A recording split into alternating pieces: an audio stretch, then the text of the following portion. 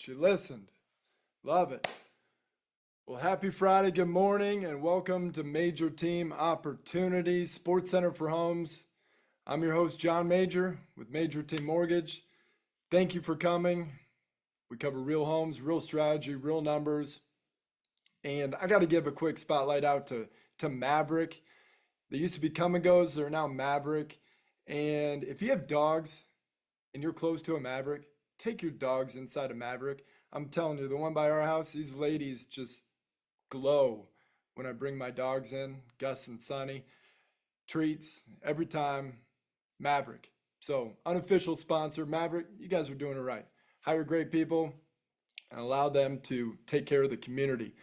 But today we are going to cover a listing of the week by my boy Tyson Compton. I'm going to give you a little insight on some commercial redevelopment that does impact residential home loans, and then just some things to think about.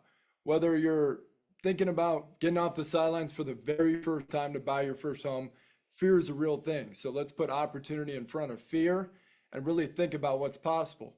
Or you may be in a position where you buy your first home, like that was a big step, and now you're making that monthly mortgage payment, something that you maybe were a little questioning initially, but it's like, okay, maybe I want to level up a little bit more and buy my dream home. What does that look like? Or what about buying your first rental home? When you haven't done these things before, it's nerve-wracking. And again, with AI and the internet, I mean, you can find all the information out there. But is that information able to help you in the moment when you don't have that experience? It's tough. So that's why you have a team, a major team around you to shed some light on it. And I'm not here to sell you anything. I want you to be able to prospectively have a vantage point that you may not have today. So again, first-time home buyer, move-up buyer, investor, somebody that just wants to make smarter financial decisions when it comes to real estate in the good life, Omaha, Nebraska, you're in the right place. And so let's jump right in. I already mentioned to you that this is for everybody, and it's for realtors, financial advisors, any professionals that want to maybe think from a strategy perspective a little bit more. It's for you. So now we're going around the league. If you've been from Omaha or you've been in Omaha for quite some time, you've heard of Crossroads. Crossroads used to be the place, and then it was Westroads. And over time, Crossroads has kind of gone to the wayside. I mean, malls are just not as prevalent as they were in the past, but this is a project, the Crossroads redevelopment. They were saying it was going to be done by 24. It's most certainly not done right now, but there is big money, capital, people in Lincoln, outside of Nebraska that are willing to throw down hundreds of millions of dollars. We're talking about a project that's around $850 million, 72nd and Dodge. Then you got, 72nd intersection right there. So we're talking a number of ways to bring people together and grow the community. So $850 million, we're talking almost $1 billion. Elon Musk is worth $1 trillion. So we're talking about 100th of that. But again, capital is what brings in people that have confidence in the opportunity. An opportunity leaves clues. The headlines oftentimes come on the back end. And so when you start to see that investors are pouring this kind of money into the greater Omaha area, which we haven't even mentioned the streetcar, UNMC, those projects impact residential real estate significantly. But it takes time. And so I want you to understand that. So we're not going to dive into the details of this, but 219 units, multifamily, plenty of retail, parking, entertainment. Again, a lot of event space, restaurants. It's going to be special when that time comes. But if anything, you want to get ahead of those curves to understand where that pocket of living, either personally or from an investment standpoint, makes the most amount of sense. And so the headline today is going to be seller credits or lower price. I mentioned to you the property that we're looking at in Gretna by Tyson Compton. Beautiful home. You know, you're on Zillow every day. All these homes kind of feel the same, but when you get an idea of the landscape around the house. So this house it's a chip shot away from the YMCA, water park, and schools. So if you have a family or you're looking to grow a family, proximity matters. It matters more than people think it matters until they already have made the purchase. So the more you can actually visualize some of these things on the front end before you make a decision is going to help you understand what might make the most amount of sense for you. Again, there's so many great pockets in Omaha, but Gretna is certainly one of the top places from an education standpoint, a lot of new developments going in there. And so now we're going to dive right into positioning the offer on this property. This house has been on the market for over 30 days now. It recently had a $20,000 price drop, okay? So put yourself in the shoes of the seller right now. Your house has been on the market for a month.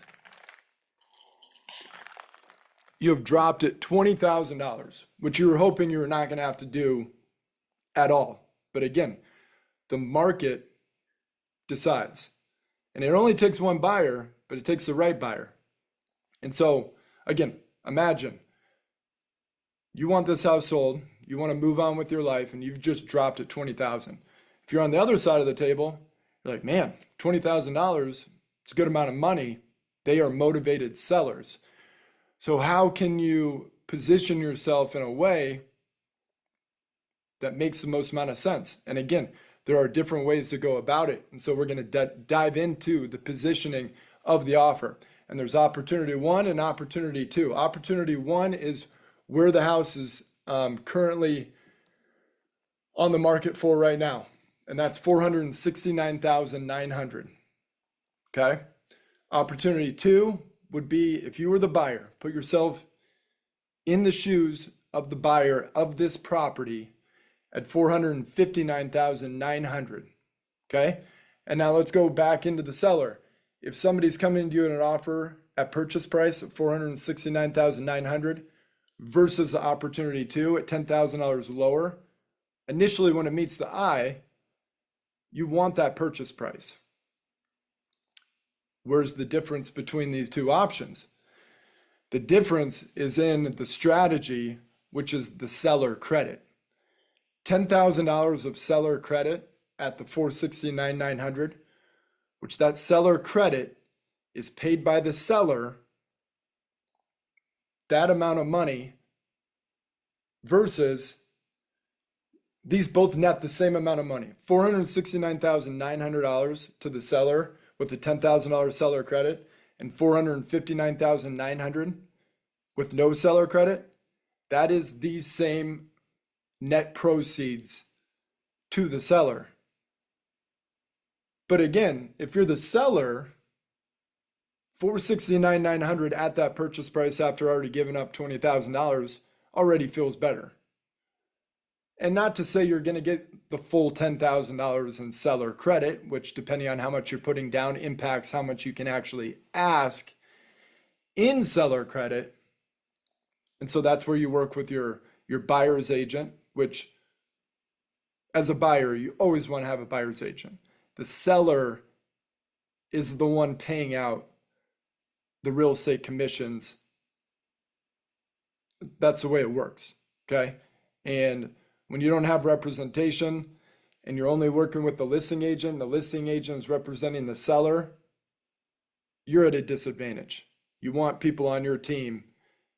Again, if you haven't done this before, whether it be your first home, second home, third home, there's a lot of moving pieces, a lot of variables that play a role in not getting screwed. So I've highlighted the two key pieces. We have this on a 30-year term with where rates are realistically right now, putting 10% down. That's going to be the loan amount. The down payment is 10% of the purchase price. I've already included the 1%. A lot of times it's 1% of the purchase price for your EMD, earnest money deposit, which is your commitment to buy the home. So that's already reduced from the cash to close number. But what's super interesting is you look at these payments, they're $60, within $60 from one another, but look at the cash to close difference. If you're able to keep an additional $10,000 on the sideline, depending on what your full financial picture looks like. I always like to give the vision of, like, imagine you're working with a puzzle. You need to know where every financial puzzle piece is so that you can put it together correctly. If you're missing pieces, you're in a tough spot. So again, you want to understand all of the facts, every single moving piece, from checking to savings to 401ks, what potential gift money could look like from mom and dad. It's worth a conversation because unfortunately your parents are not going to live forever, and you need to have those conversations before it's too late. Having a will, not that we're going to go into trusts and things of that nature, but my point is the conversations up front, even though they're hard, are much easier than when it's too late. And it's the same thing when it comes to buying and selling and investing in real estate. So as I mentioned, payments only about $60 a month, but you got $10,000 in savings sitting on the sideline. So if you take out your calculator, even just wrapping your head around break-even points, if we put in 10,000 divided by 59.88, it's going to be 167 months divided by 12. Your break-even point is at 14 years. Again, $60 a month feels different depending on your cash flow and where you are in life. But you gotta think about this stuff. A lot of people, given the headlines, interest rates, we could be talking about interest rates and diving into the weeds of interest rates right now, but they're not moving much. We're talking 1/8% when it's changing your payment $10, $15, $20 a month. That's not the real question. The real question is, how do we structure it? What is the opportunity at hand to make the right home happen for you? So it's questions you need to be asking, and I'm here to help you ask those right questions. And feel free to shoot me a DM, mention in the chat if you have any questions about this. We're going to have a little Q&A. We should have time to do exactly that. And I can send you this information, PDF to email, text, whatever it may be. And I'll reiterate that in a little bit. But again, the mortgage matchup is simple. Is it price or credit? Credit or price? If you get that lower price and you're putting down 10%, you don't have access to that 10% equity. A lot of times these banks will only allow you to do a cash out refinance up to 80%, even with home equity lines of credit, which is essentially you have this equity, it's allowing you to take from that equity. But even setting up a HELOC, a home equity line of credit, costs money. It costs money. It's not free. You just can't get free liquidity access to that money. So if you can get a credit to offset either the amount of money you have to bring to closing, or if it's just really important to you to get the lowest interest rate because you know you're going to be there long term and you don't think interest rates are going to come down much lower in the near future, which again, nobody knows. You go to conferences and these experts, Barry Habib in particular, is like, this is when it's going to happen and blah, blah, blah, blah, blah. But again, he doesn't know. And he's a very smart guy and he's right a lot, but he's wrong a lot too. And so everyone's going to future forecast. All we know is the numbers today are what matter. And there are different ways to look at it. So I'm here to shed that light. All right, so the best buyers. You are a buyer that thinks through it. You're not playing the guessing game. You are preparing. And when you prepare, you have the confidence to make better decisions every single time. But the one thing I do want to make it clear, no matter what financial situation you're in right now. I was just on the conversation with a gal who we were talking about how life is just not a straight line. They took a risk on a business. It didn't work out as they anticipated. And now they have I mean, they have some debt out there they didn't anticipate, and they want to get that cleared up. I mean, when you're paying 20, 30% on a credit card and only making the minimum payment, the balance doesn't go away. If anything, I feel like it should be illegal. There should be a max of 15 or 10, but it's for another conversation. But again, everyone's in a situation that isn't perfect. And so the only thing you can do is, well, you can do two things. You can just disregard it and not actually pay attention to it, but it's only going to get worse then. Or be the buffalo in the storm. Be honest, be upfront with your partners, your spouse in particular, if you're married, and get a clear representation of what's real and what we think is real, but we just putting it on the sideline. So again, prepare. So the coach's corner. But again, I told you I was going to grab the book, and so this is a part of that. The book of the week. Oh man, this is going to be tough every single week. I'm going to go with Extreme Ownership, though, right here. Extreme Ownership: How U.S. Navy SEALs Lead and Win. And what's wild, as I've been a part of an organization called F3 for almost 10 years now, the Marines, Navy, Army, they're diligent. They continue to do the little things very well, on time, at a high level, because effort's free, attitude's free. You just have to keep doing it. The little things add to success. And so if we're going to tie that in to the real estate market, you got to continue to get knowledgeable every single day. And instead of just, again, gather all the information out there, but take that information and let's package it up in a way that makes the most amount of sense for you and your family. And again, there's a lot of variables that continue to play out. And so it's not just a one conversation or one research project hour. It's adding on to what you already know and then future forecasting what's possible when the right opportunity comes available. Opportunity looks different for every single person, but it does leave clues. But you have to take ownership in your situation, whether it is your first time into the real estate game or 10th, 20th, 100th time. It doesn't matter. You're learning more by every door that you open, and that comes by taking action with the opportunity at hand. So it's live Q&A time. See how we're doing on time. We're still good. Oh man, keeping it on the shorter side today, but that's all right. See if we have any questions up here. All right, yeah, Crossroads Development. Again, Crossroads is like, in my opinion, like Peony Park. Like it is a staple name in the community, and I think 72nd, I grew up on 90th and Dodge. Like that is the heart of Omaha. It keeps, if anything, moving further and further west as Elkhorn and Gretna and Waterloo and Ashland and all these new communities keep popping up. But there are great spots to buy, build, invest in real estate. All right, do you still have PMI at the 10% down payment? You do.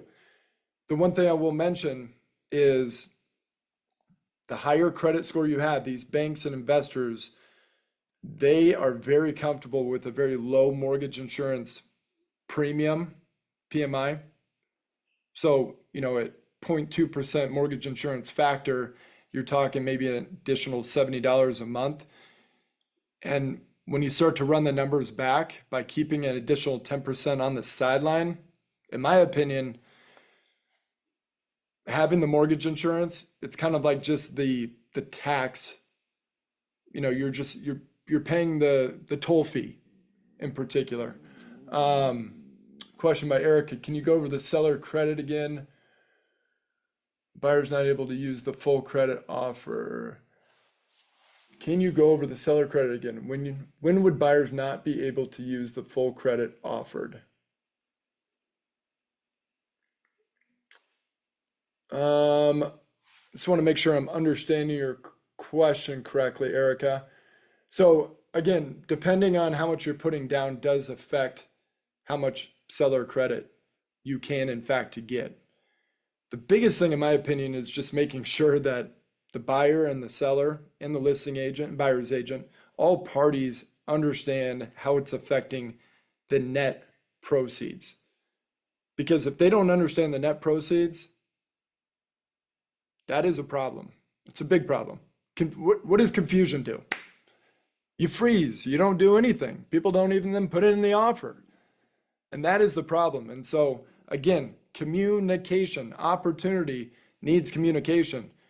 All parties need to be on the phone together to make the most sound decision for the client because it's their mission. It's not our mission. Again, I always just say, it's like, if I'm talking to Shaniqua right now, Shaniqua, I want to put myself in your shoes so that I can let you know the things I would be wanting to think about if I wanted this house. But those aren't things that Shaniqua even knows to ask because she hasn't been in the game before. And so the more situational awareness you have, the better. Because now all of a sudden you're able to see it in a different light and you can start to see more of that light and have the confidence to pull the trigger when that time comes. No, that's a great question though. Yeah, we covered the PMI, we covered the seller credit. Crossroads again is a very exciting. I feel like 850 million is a lot of money. And when you have these investors from Lincoln and other states coming in, it's like, why are they coming here? Why aren't they going to Austin? Well, or why aren't they going to Dallas or LA? They want to invest in communities, in cities that they believe are going to be at that level.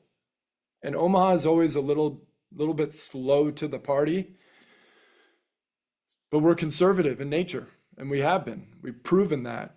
But that doesn't mean we're not willing to change. It just takes more time. And so if you can get ahead of knowing the pockets and the attraction, because I mentioned it earlier in the show, proximity matters. It matters more than a lot of people think.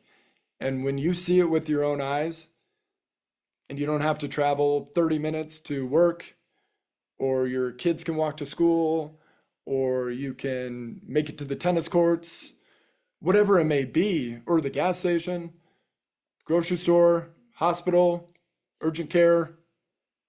Like, time is money, and it's precious. All right. Well, if this kind of stuff, you want to dive into it deeper, schedule a strategy session with me. I do one-on-one strategy sessions all the time. Certainly, please join me next week. We'll have a new listing of the week, a new book, more opportunity to discuss. And again, thank you so much for joining me. It's a pleasure being with you here today. Make it a great day, a great weekend. And we'll talk to you soon. Bye for now. Ooh, I got balloons. I love that. All right.